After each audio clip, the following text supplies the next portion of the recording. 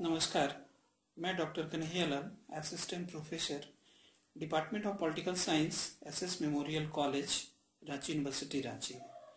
प्रिय छात्र छात्राएं, मैं आज आप लोगों के समक्ष एक ऐसे विषय पर अपना व्याख्यान प्रस्तुत करने जा रहा हूं, जो रांची विश्वविद्यालय के स्नातकोत्तर राजनीति विज्ञान के द्वितीय semester paper academic writing and communication skill एवं कोड है POLS 201 के चैप्टर 2 से संबंधित है, जिसका शीर्षक है राइटिंग सिनॉप्सिस अर्थात शोध प्रारूप लेखन की रूपरेखा व प्रस्ताव।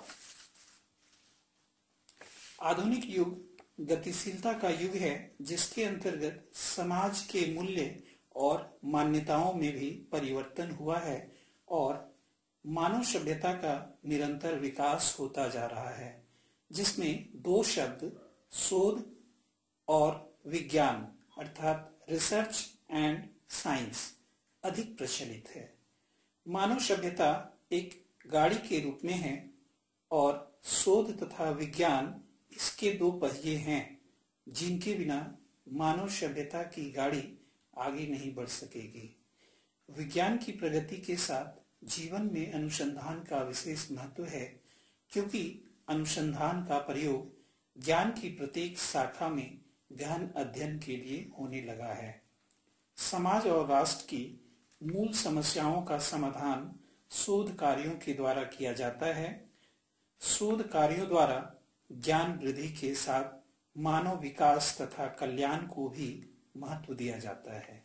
इसलिए कहा जाता है कि सत्य तक पहुंचने के लिए कोई छोटा मार्ग नहीं है। विश्व का ज्ञान प्राप्त करने के लिए वैज्ञानिक पद्धति के अतिरिक्त अन्य कोई मार्ग नहीं है। अब आगे हम लोग शोध प्रारूप लेखन के मुख्य शीर्षक के अंतर्गत आते हैं। शोध प्रारूप लेखन शोध संबंधी विवरण को एक सुव्यवस्थित प्रस्तुतिकरण की एक रूपरेखा, संक्षिप्तिका व प्रस्ताव है, जिसमें किसी समस्या का अनुसंधान व अध्ययन किया जाता है। शोध प्रारूप के अंतर्गत विभिन्न अंतर संबंधित शोध क्रियाओं का विवरण शामिल किया जाता है। इसमें अनुसंधान समस्या की उत्पत्ति, अनुसंधान प्रश्न, संबंधित साहित्य की समीक्षा, अध्ययन के उद्देश्य व परिकल्पनाएं, अनुसंधान अभिकल्प, प्रतिदर्श, उपकरण, प्रविधियां आदि समाहित रहते हैं।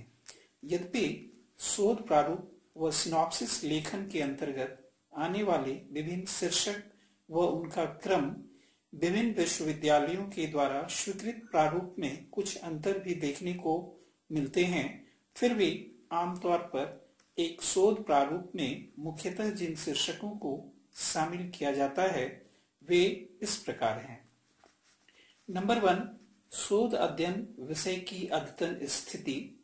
नंबर 2, शोध समस्या की विवेचना यानी प्रॉब्लम्स ऑफ इन्वेस्टिगेशन। नंबर 3, अध्ययन के उद्देश्य। नंबर 4, संबंधित साहित्य की समीक्षा। नंबर 5, शोध परिकल्पना। नंबर 6, शोध अभिकल्प और पद्धति विज्ञान। नंबर 7, तथ्य संग्रहण हेतु प्रयुक्त उपकरण। नंबर 8, शोध अध्ययन विषय का महत्व। नंबर 9, समकालीन समाज की आवश्यकताओं के आलोक में अध्ययन की प्रासंगिकता। नंबर 10, भविष्य में इस विषय पर शोध की संभावनाएं। नंबर 11, संभावित अध्याय, जिसके अंतर्गत मुख्य रूप से शोध कार्य के लिए चयनित शीर्षक या टॉपिक को विभिन्न अध्यायों में विभाजित किया जाता है। जैसे आमतौर पर प्रथम अध्याय में उस शीर्षक या टॉपिक से संबंधित परिचय अध्याय को रखा जा सकता है। द्वितीय अध्याय में उसके संवैधानिक या सैद्धांतिक पहलू और प्रावधान को रखा जा सकता है।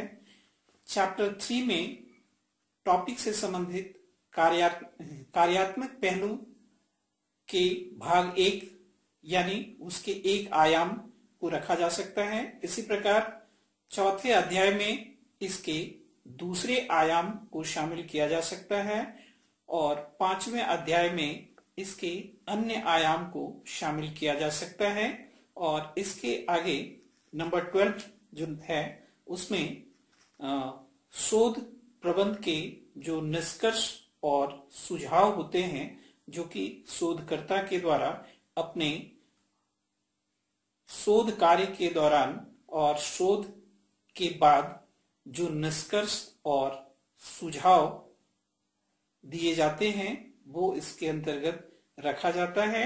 और इसके आगे नंबर 13 में संदर्भ ग्रंथ सूची को शामिल किया जाता है, जिसमें मुख्य रूप से शोधकर्ता के द्वारा जिन स्रोतों का इस्तेमाल किया गया है, जिन पुस्तकों, पत्रिकाओं, समाचार पत्रों या फिर जर्नल या अन्य जो प्रतिवेदन या रिपोर्ट जिनका इस्तेमाल शोध कार्य में किया गया है, उन सभी का एक क्रम और अल्फाबेटिकली इसमें विवरण दिया जाता है।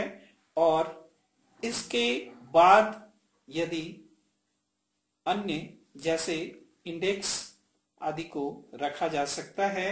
और इस प्रकार एक शोध प्रारूप लेखन के लिए जिन महत्वपूर्ण बातों और विवरणों को प्रस्तुत किया जाता है उनका यह एक क्रम और व्यवस्थित रूप से ये एक रूपरेखा या वो एक ढांचा होती है जिसके आधार पर एक शोधकर्ता अपने 5 वर्ष या जो भी निर्धारित समय है उस निर्धारित समय में वो अपने शोध कार्य को पूरा करता है।